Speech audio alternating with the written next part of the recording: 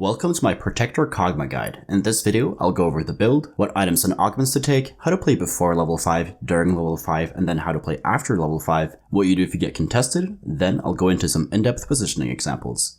This is a slow roll comp, meaning we are rolling down to 50 gold every single turn for 3-star units. The build is not flexible at all, as the only unit you can take out is Caitlyn and run a different sniper than her. We will be slow rolling at level 5 with this board, and we're trying to 3-star every single unit here. Our 3-star priority is Kog'Maw, Kassadin, Garen, Graves, then Caitlyn. You will slow roll with this board until you have hit at least 2 out of the 3 tanks 3-star. From there, you will go level 6 and add in Blitzcrank for 3 protectors. Here you slow roll until you hit Kog'Maw 3-star, or if you're really far away, you can go level 8 and run Kaisa carry and just use Kog'Maw as an item carrier, but more on that later in the video. Once you have 3-starred Kog'Maw, you go level 7 and add in any mutant for 3 mutants. At level 8, you have a lot of different options. You can put in Mundo for 2 Enforcer and 2 Bruiser, Kaisa and Malzahar for 5 mutants, Jhin and MF for 4 snipers, or Jinx and Urgot for 4 twin shots. I will go more in depth on what you add in at the later levels in the post level 5 part of the video, and if this was a little confusing to you or you are a newer player, I just recommend you stick to this variation once you get to level 8. Kog'Maw is the primary carry for this comp, so we prioritize making items for him first. He has one core item, and that is Rageblade. Since we have a solid frontline in this comp, he gets insane value from Rageblade, and the fights tend to be a bit long. This also scales incredibly well with this kit, as he deals both AP and AD with his auto attacks. The second and third items for Kog'Maw depend a lot on the lobby and your augments. Since Kog'Maw deals about 50-50 AD and AP damage due to a spell, these items are going to be a bit untraditional. You always want some form of healing on Kog'Maw, as he can be surprisingly tanky at 3-star with a healing item. A healing item lets him get way more effective HP, and lets him be more resilient to backline access from Assassins, Lux, or Jhin. The best healing item on Kog'Maw is Hodge. This item heals off of both AP and AD, and since Kog'Maw's damage is mixed, we get little value from BTR Gunblade. However, with healing augments, we might not even need a healing item, so this is optional depending on your augments. Another great item for Kog'Maw is Giant Slayer. This item scales off of both AP and AD as well, and therefore is great on Kog'Maw. The only issue with Giant Slayer is that it only gives bonus damage on units that are 1800 HP or higher. Therefore, we will not get value from this item in every lobby, so you need a scout before building this. Another great item on Kog'Maw is Static Shiv. This item shreds MR, which lets Kog'Maw do more damage. In addition, since we have Rageblade, Kog'Maw will attack faster and faster, and he will proc Shiv more and more into the fight. You will pick 2 out of the 3 items mentioned here, but you can also go for double Rageblade or double Giant Slayer as well. In some cases, if there's a lot of CC in the lobby, QSS is pretty good as it allows Kog'Maw to keep attacking with Rageblade, and if you are able to get a Protector emblem, it's also a fantastic third item on him as long as he has healing. After we have itemized Kog'Maw, we want to itemize our main tank, which will be Kassadin or Garen. Which you itemize depends on what the mutant trait is and who we 3-star first. They both want tank items like Warmogs, Bramble, Declaw, Redemption, Sunfire, and Gargoyle Stoneplate. If there are a lot of assassin players in the lobby, solo frontlining one of them with Stoneplate is great, as you can use the others to clump around Kog'Maw. If the mutant trait is Cybernetic, Elderwood, or Mana Reduction, you want to itemize Kassadin, as he will get more value out of tank items. But if it is any of the other mutant variations, you do whichever you can 3-star first.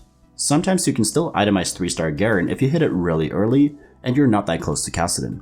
Other good items to have in this comp are Chalice, Zeeks, and Trapclaw. Since Kog'Maw scales both with AP and AD, these are all great to put on him, and Trapclaw lets you corner Kog'Maw without worrying.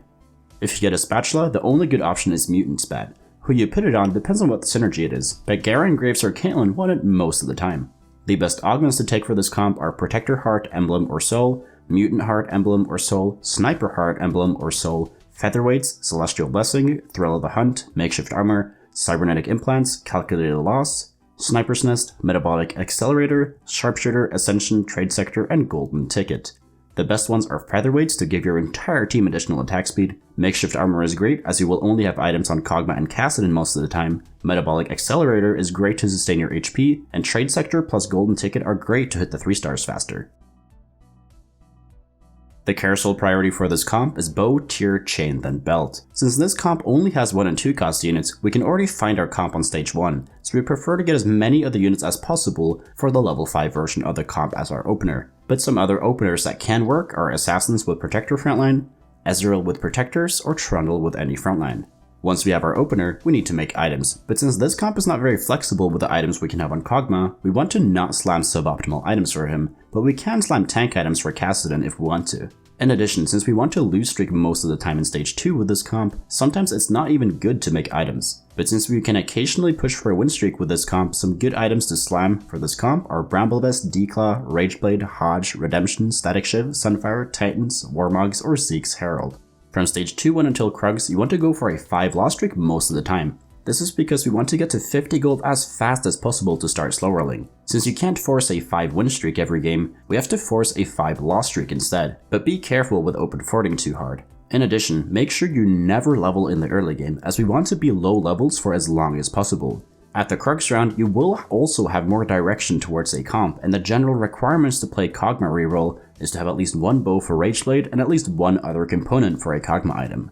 After Krugs, we are slow rolling at level 5 with this comp, and the goal is to be level 4 with at least 50 gold on stage 3-1. Here we will roll down to 35 gold to stabilize. This is so that we won't take too much damage on stage 3. In addition, since we have higher odds for 1 costs at level 4, we will get more value out of the shops here, and therefore it is worth to lose out on a tiny bit of interest for the higher and better shops. After that, you will naturally level to 5 next turn and end up with this board, and from there we will be slow rolling. Once you're level 5 with 50 gold, we start slow rolling, meaning we roll down to 50 gold every single turn. This is to maximize our odds of hitting 3-star units. Our 3-star priority is Kog'Maw, Kassadin, Garen, Graves, then Caitlyn, meaning that if you need to sell a unit for bench space, you sell Caitlyn first, then Graves. But in some cases, if you're really close to Caitlyn, but far off of Graves, you can sell off Graves as you're not going to 3-star him that game. By stage 4-1, you will generally need to have at least 2 3-star units, and at least Kog'Maw 2-star in order to be stable. And once you hit 2 out of Kassadin, Graves, and Garen 3-star, you will level up to 6 to get higher odds of 2 cost units to find Kog'Maw 3-star faster. Add in Blitzcrank there and keep slow rolling for the remaining 3-stars we are missing. Once you hit Kog'Maw 3-star, you will start pushing to as high of a level as possible, which will be level 7, 8, or 9 depending on how much HP and gold you have. At level 7, you add in Malzahar or Dr. Mendo for 3 mutants, and what you add in at level 8 will depend a lot on the lobby. When you hit level 8, you will add in either 5 mutant, 4 sniper, 4 twin shots, or bruisers and enforcers. The correct option depends a lot on the lobby and the mutant trait. If the mutant trait is Blademaster, Elderwood, or Protector, then you want to go for 5 mutants. Blademaster increases Kog'Maw's attack speed by a ton, and each Blademaster proc can also trigger twin shot procs, and all these attacks also stack up as Rageblade. Elderwood synergizes well with the slow paced fights we get, and Predator is great as we have consistent DPS to proc the effect. If the mutant trait is any of the other 4, then you never want to go for 5 mutants, and in those cases, you want to add in snipers if there are few assassins in the lobby and you need more damage. If you don't need more damage, but the mutant trait sucks, then you can add in Mundo and either Vi or Jace for enforcers to get more CC and armor shred into your team. You can also take out Caitlyn for another snipers if you don't need enforcer, and if you didn't hit 3-star Caitlyn. If this was confusing to you, just stick to this variation at level 8. If you get contested, what you do depends a little on how you get contested. You can get contested by someone else trying to play the same comp, or you can get contested on mutants by people rerolling Malzahar and Cho'Gath. Even though they aren't going to be 3-starring any of your units, some of them will run Kassadin and also run Kog'Maw until they find Kai'Sa. Getting contested by mutant players is not that big of a deal, it will just be a little harder to hit. But if there are 2 or more players playing mutant, then you might have to pivot. If 2 people have Kog'Maw 2-star, that's like 1 person contesting you and sitting on 6 Kog'Maws. In that case, this comp is definitely less favorable to play, but if you got a good opener and good augments, you can definitely still go for it. If you get contested by another reroll Kog'Maw player, things are not looking great, but it's not as bad as it seems. You have 3 options, and the first one is to use Kog'Maw as an item carrier and then pivot into another AD comp. The best one to transition into is Chemtech Urgot, as it uses a lot of the same items and units, but pivoting into Yone or Jhin can also work. The second option is to partially contest and then go level 8. What I mean by this is that you will go for 3-star protectors, and then once you hit, you will push to level 8 to hit Kai'Sa 2-star, and then use her as your main carry. This way we're still getting value out of the mutants and protector 3-stars, and we're just using Kog'Maw as an item carrier for Kai'Sa. This might sound a bit strange to some, but getting contested on 1 cost units is not bad, but getting contested on 2 cost units is really bad as there are barely enough for 2 people to 3-star them.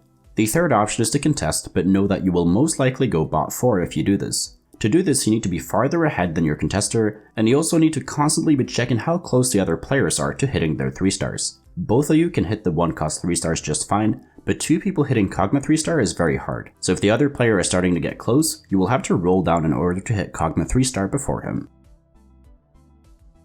First, I will go over general positioning with this comp, then I'll go into some in-depth positioning examples. General positioning looks like this. Here we have Caitlyn and Kog'Maw in the left corner to stay safe, and Blitzcrank will pull in a target for them to take them out easily. We want to position Vi close to the sniper so that she can shred armor for the units they're targeting, and we want to have our tankiest unit on the outskirt to take most of the aggro. Most of the time this will be Cassidy, but if you itemize Garen, it will be him instead. Moving on to some in-depth examples. Against the first guy, the big threat is Jhin and Orianna. Blitzcrank is hooking in the Orianna and Yuumi. Graves is positioned to disarm the entire frontline, but most importantly Janna. Vi is shredding armor of the enemy frontline to make Kog and Caitlyn do more damage. Kassadin is mana reaving the Braum to make sure he doesn't CC our backline units.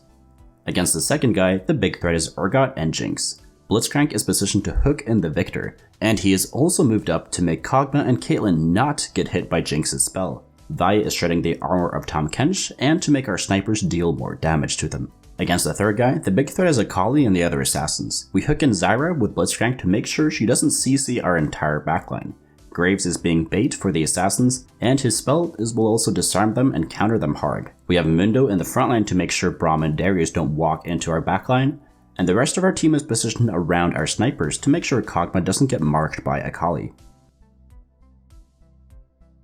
Thank you so much for watching. If you learned something, please leave a like and subscribe to the channel. Comment down below what video you want me to make next, and if you want to get better at TFT, join the Discord. We got almost 6,000 other players there who are hungry to climb, and if you want to get coached by me, the information is over on the Discord server as well. So take care and see you in the next video.